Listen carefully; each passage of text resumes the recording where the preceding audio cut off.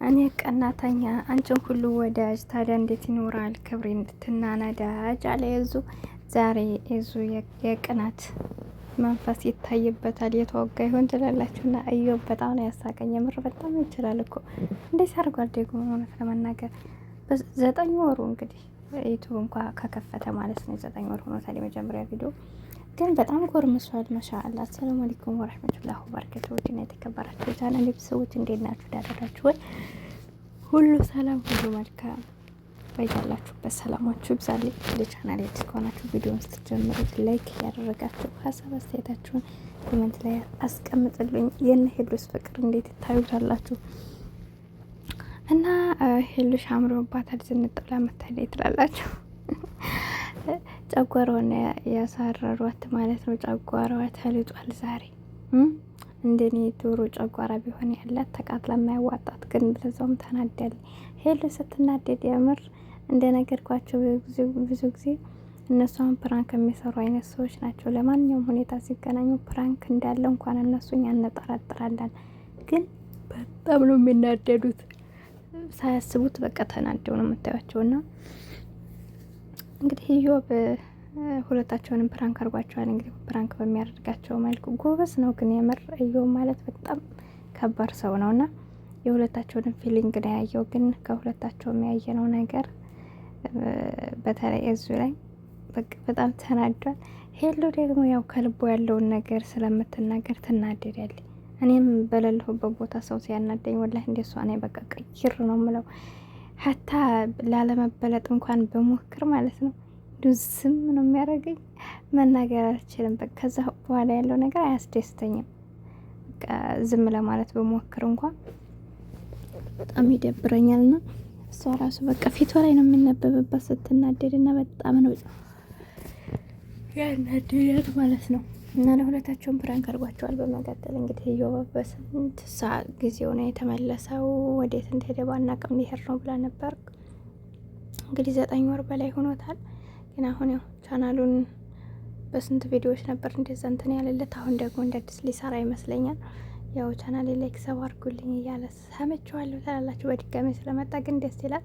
እና ሄሉሻ እንግዲህ ከሌላው ሰው ጀምረን በእሷ ዙሪያ እየመጡ ዛሬ ላይ ፌመስ የሆኑትንም እነሱም እንዳሉ ሆኖ ኢዮብ እሷ ወንድም ባይሆን ኖሮ እንዲህ አናየውም ነበርና ጠንካራ እህትም ይሁን ወንድም ሲኖራችሁ በቃ ተጠናክራላችሁ። እሱ በሄደበት ፈለግ ትከተላላችሁና እሷ እንግዲህ ያው ኢዮብ አሁን ጠንክሮ ከሰራ ሌላ ስራ ባይኖረው ራሱ በዩቲዩብ በቃ እንደነሱ ጠንክሮ ቢሰራ እርግጠኛ ነኝ ካሁን በኋላ በዚህ በዩቲዩብ ብቻ ማውጣጣት ይችላል ማለት ነውና አንዳንድ ጊዜ በዙሪያችሁ ጥሩ ሰው ጠንካራ ሰው ሲኖር ደስ ይላል። እንኳን የራሳችሁ ቤተሰብ ማለት ነውና ሄሉ ደግሞ እንግዲህ እንዳያችኋት እሷ ጋር ትንሽ እንደሰራ ዩቲዩብ ከፍታለን ነበር። እስካሁን ድረስ ራሱ ያልሰራበት ያው የት እንዲሆን ባናቅም የሆነ ቦታ ሊሄድ ነው ብላ እንግዲህ እንደምትመለከቱ 8 ወር 7 ወር በላይ ሆኖት ቆይቶት ነው የመጣውና ከዛን ግን ነው ግን ጠንክሮ ከሰራበት ያው አያችሁ ለሰው ላይ ብር ከምትሰጡ በላይ ስራ እንዲሰራ ብታደርጉት እናንተ የምታውቁትን ልምድ ለሱ ብታካፍሉት ጥሩ ነውና ኢዮብ አሁን በፊት ሰላም ማለት ራሱ ይፈራ ነበረ። ግን ደግሞ አሁን ላይ በቃ ራሱ እንትን እየሰራ ነው። መግቢያ ራሱ እየሰራ ምን እያለ በራሱ በቃ ከም በኋላ ሌላ ጓደኛ ይዞ ራሱ መስራት ይችላል። ከሌላ ሰዎች ጋር መስራት ይችላል እና ያው ስለዚህ የምነግራችሁ ለቤተሰብ ነው ለእህት ለወንድሞቻችሁ ገንዘብ ሰርታችሁ እናንተ መስጠት ሳይሆን ገንዘብ እንደሆነ ዛሬ ብትሰጡት ነገ ያን ገንዘብ ያውቃል። ካላወቀበት ቢያውቅበትም እንኳን ያኔ ሁሌም ገንዘብ መስጠት ከሆነ ከእናንተ ገንዘብ ይጠብቃሉ። ግን ገንዘብ ሳይሆን ለሰው መስጠት ያለብን እውቀት ማካፈል አለብን። ገንዘብ ብንሰጠው ነገ ያልቃል። ግን እውቀትን ልምድን ከሰጠ ነው ያን ሰው እንኳን ለራሱና ለሌላ ሰዎችም ይተርፋል። ገብታችኋል? እውቀት ደግሞ ሁሌም ማንም የማይነጥቀን ነው። እውቀት ካላችሁ የትኛውን ቦታ ውስጥ ሆናችሁ ሰርታችሁ የምትበሉ ከሰው እጅ የማትጠብቁበት የማትወርቁበት ዝቅ የማትሉበት የማትራቡበት ነውና ከምንም በላይ ለምትወዱ ሰው ለእህት ለወንድሞቻችሁ ለኔ ለምትሉ ሰው እውቀትን ነው ማካፈል ያለባችሁና እንዳልኳችሁ አሁን ኢዮብ ጠንክሮ ከሰራ በዚሁ ከሷ ምንም አይጠብቅም። ቀጥ ብሎ ራሱን ያስተዳድራል ትላላችሁ። እንግዲህ በዩቲዩብ ያኔ ስንቶች ናቸው የተቀየሩበት።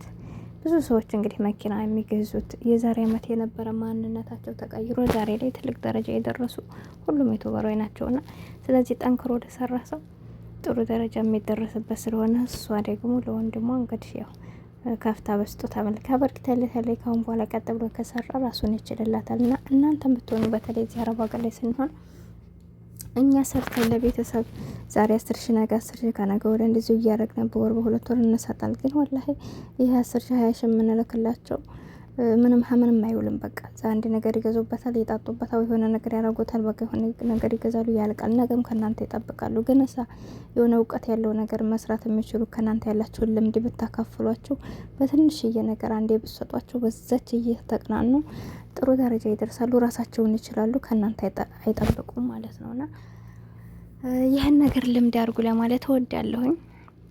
ይሄ ሁላችንም ህልም ነውና ብዙዎቻችን ስደት ላይ እየኖርን ስንት እየሰራን ለእኛም ሳንሆን ለቤተሰቦቻችንም ሳይጠቅም ወይ በሽተኛ ሆነን ወይ ደግሞ ተይዘን አገር ገብተን ወይ ደግሞ የሆነ ነገር ተፈጥሮ እንደገና ለነሱም ለእኛም ሳንጠቅም ከዛ ደግሞ አንዳንድ ቅጣቶችን እስከ ዛሬ ሰርተ ምንም ሳይኖራት ብሏችሁ ሞራናችሁ ይነካና ተመልሳችሁ ስደት የምትመጡ እህቶች አላችሁና እንደዚህ አይነት ነገር ጥንቃቄ አድርጉ። ገንዘብ ከምትሰጡ በላይ እውቀት ለመስጠት ሞክሩላችኋለሁ። ለማንኛውም ቻናሌ ላይክ ሰማሩ